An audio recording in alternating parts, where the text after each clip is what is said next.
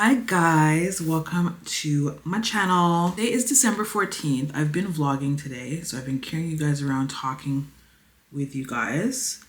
And one of the things I talked with you guys about today is the fact that I do not feel the Christmas spirit at all. So, as I mentioned in my vlog, I decided to put on some makeup and do like a holiday inspired look, you know? Like the glittery eyeshadow and pink blush and red lip, you know, that kind of holiday party look.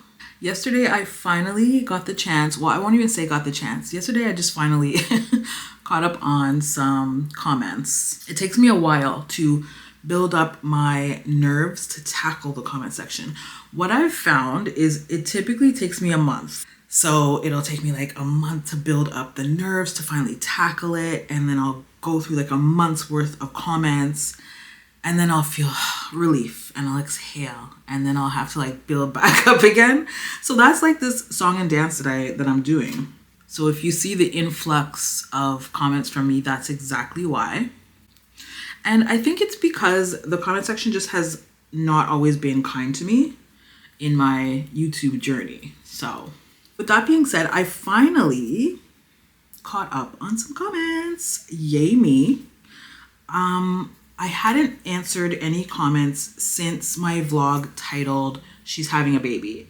And that vlog I uploaded over a month. That video was titled She's Having a Baby because that's the day that I went to the hospital for Keisha's delivery day. And there were a ton of comments on that video, like a ton of congrats and well wishes and all that stuff. So I just wanted to take the opportunity to, of course, thank you on behalf of myself and my family. I've read every single one of them and totally appreciate them. And I'm sure that Keisha has read a majority of them as well because she stay in my comment section. Okay, girl. So thank you so much. It obviously means so much to me when you guys celebrate my family with me. And mama and baby are both doing extremely well. So yay. In that video, I was making breakfast before we left for the hospital and I mentioned my issue with over seasoning eggs. I can only eat eggs that are seasoned with salt and pepper. That's it. And I could not believe the comment section. You guys, there's more like me. Like I thought it was just a me thing. I didn't know that was like a thing, like normal. I thought I was just a weirdo. But it honestly makes me nauseous and I was surprised to see that it makes many of y'all nauseous as well. I just hate when people season eggs like chicken. Like, come on. I did get a comment from Miss Suzuki, I think your name is. And she says, can you do a video about roommates as Black women? For instance, how to have a good living space with roommates. I know you, Half, and Keisha are family and you all have a great roommate experience. Maybe get Half and Keisha in the video to give tips and advice as well. Enjoy your day. I really like that comment. So I thought I would talk about it a bit. Half and Keisha are not available to film with me today, but maybe in the future I can get their 2 cents in or maybe even on a live. So in my opinion, to actually have a really good housemate, roommate experience with Black women, whether non-related or related, I think to have a really great experience, you have to not carry the nuclear family priority mindset, okay? I don't know if that's an actual term, but that's just what I would call it. Now, I'm not saying that the nuclear family is not important, okay? I'm not saying you should throw out your husbands or your children. And let me explain why I feel this way. Having a non-nuclear household is the norm for me. It's the norm for majority of immigrant families that I know.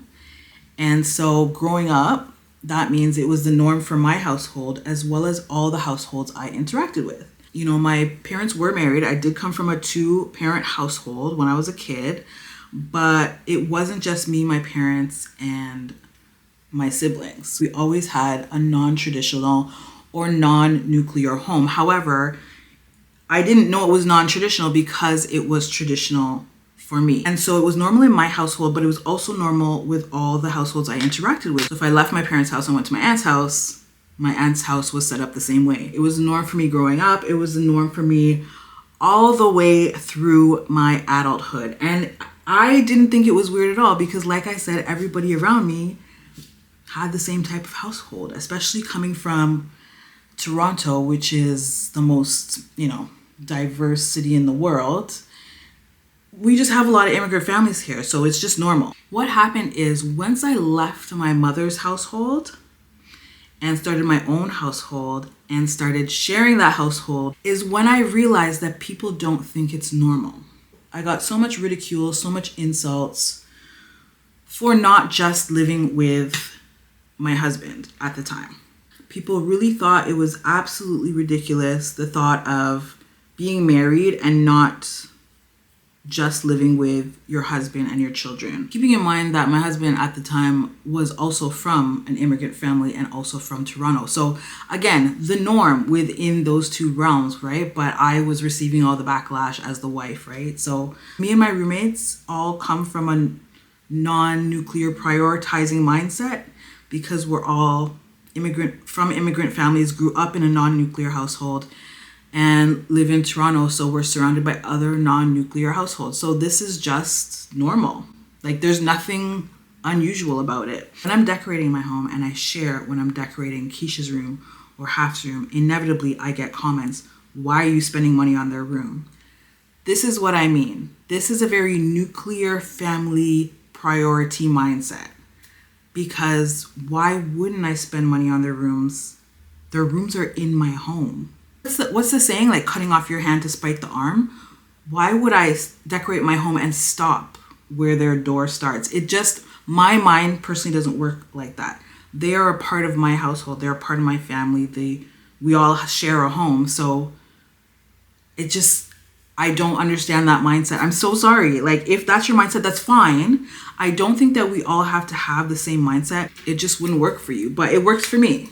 I get those same comments if, for example, I mentioned that Half is using my car to get groceries or run errands.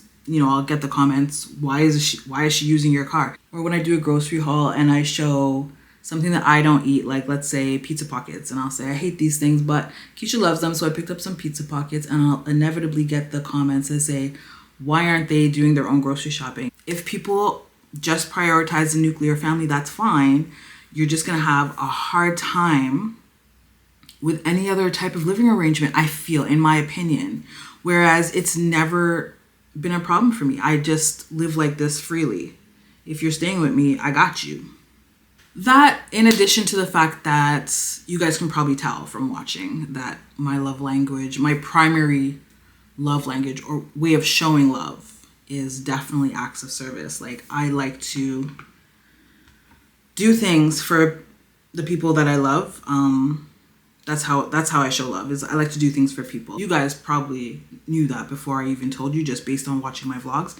It's just how I show love. So I think those two things combined make for an amazing living space with anybody, regardless of whether it's Black women or relative. So I know that's probably not the answer you were looking for. I know you probably wanted tips, but I really, like I said, this is just comes natural for me. It's how I was raised. It's the environment I was raised in. So I don't necessarily have tips. It's just either something you have in you or apparently you don't, as I've been told multiple times on the internet. I think it's fine if you're the opposite. We're all different and unique. But if you do want to change, I think it's possible. It's just something you have to unlearn. And once you let that go and you realize that other family units and other forms of households are just as important, are just as loving, are just as meaningful, then yeah, the rest just all comes smoothly. I'll see if I can get Keisha and Half to chime in the comment section. Maybe they can have some other tips for y'all. I'm gonna try this liquid eyeshadow that I got from e.l.f. I showed you guys this in a haul. Look at how pretty that is. Okay, let's see how this turns out. But I got another comment from Love is King, and it says, Toni, do you have advice for those who've been serial cheated on before meeting someone who's actually committed to you and the relationship? I'm asking because I experienced all the things you're saying and have become hyper vigilant out of the emotional trauma of being cheated on. Listen, I absolutely positively relate to everything you are experiencing and going through. Number one, you have to be kind to yourself because what you experienced was literal trauma. Gaslighting, the emotional manipulation, mental abuse. Listen, we went through it, okay? We went through it. So give yourself kindness and grace. It is not gonna go away overnight, and you are 100% allowed to protect your heart. With that being said, two things. Number one, therapy.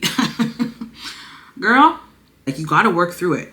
You just have to work through it and deal with the trauma head on. I did actually utilize therapy, online therapy, after I was abandoned by my ex-husband. I used an app called BetterHelp. This is not sponsored, but I did actually use that app for a couple of reasons. I just found online therapy more accessible, number one. I also found it less intimidating and less anxiety inducing because I can't even make a phone call, let alone like show up at somebody's office and sit on their couch and stare at them in their eyes one-on-one. No, thank you. So, and also cheaper. And honestly, just talking to somebody alone is very helpful because, like I said, the gaslighting, sometimes it makes you think you're crazy, and just talking it out makes you realize you were never crazy. You know what I'm saying? So, although this is not sponsored, I do believe they gave me a code, so I'll put it down below if I can find it, for BetterHelp if any of you are interested. I think, you know, we invest in our looks, we invest in our businesses, we invest in our homes. We should also invest in our mental health. Like, I'm a huge advocate for that. And number two, honestly, it's just acceptance, because it changes you. All forms of abuse change you, whether it's physical or not. You just gotta accept that you're different now. You're changed. I've said this in a previous video that we're all just a compilation of our experiences. And that is part of your journey, part of your experience, and now you are forever changed for having experienced that. You're not broken, you're just experienced. And, you know, you just have to utilize the skills that you learn in therapy to navigate the world in a slightly different way. I'll link all of my products that I'm using down below, by the way, guys.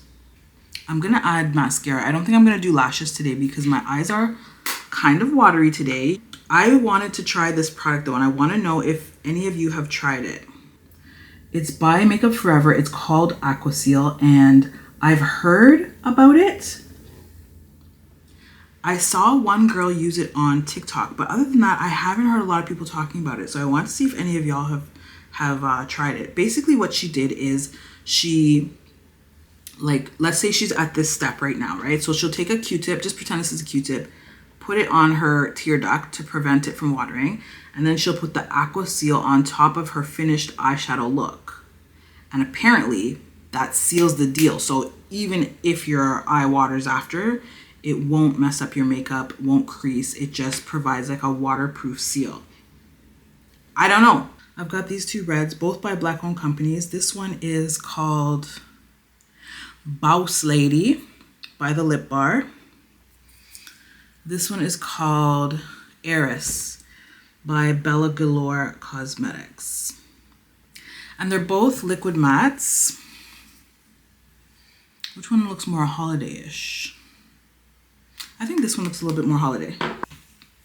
Ooh, wow. That makes my mouth look sexual. I like where this is going. So there's only one thing left to do, which is slap on a wig. Perfect hat wig. Love it. Guys, I feel so festive. Maybe this is exactly what I needed to get into the holiday spirit. Just a little bit of makeup. That's it, guys. That's my holiday look and chit chat and catch up and answering your comments. So hopefully you enjoyed this type of video, and I will see you in the next one. Peace.